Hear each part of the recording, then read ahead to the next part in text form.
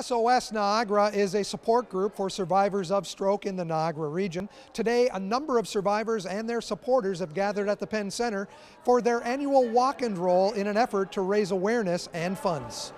First of all, because we were as big a group last year, we had about 30 members, and now we have over 130 members. So that's a lot of people, and you can see around us now. So we're just doing a lot of things as a group of people, and today is showing that there's an awareness to the situation, and that's all we're trying to do. How did it grow from 30 to over 100? Well, one of them is that Laura is very active at Shaver, and a lot of people go to the Shaver with strokes.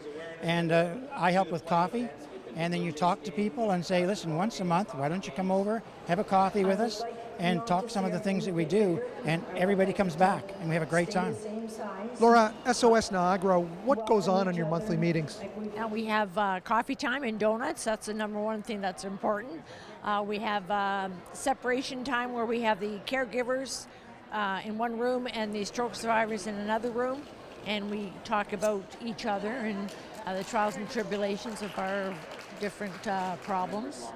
Ryan, March of Dimes is out here helping to support SOS Niagara for their walk and roll. What is your role as a March of Dimes representative?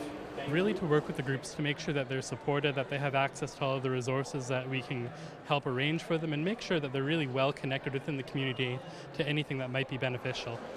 With survivors of stroke, there seems to be such a range of different symptoms. So it's a very mysterious disease to a lot of people who are not close to it. It can be, actually, just because of the variety. I mean, the symptoms that a person might have afterwards, they can vary greatly from individual to individual, and even the progression can be quite different as well, but also the recovery. I mean, recovery is very possible, as you can see from so many of the people here today. Don, how old were you when you had your stroke, and how did it change your life? 50, 51. Well, I kind of not allowed to drive anymore. They take your license away right away. It's actually improved me. I was eating better, being better, behaving myself. Before I was kind of reckless with my health, so I've improved that part. What kind of adjustments did you have to do to help support Don after the stroke?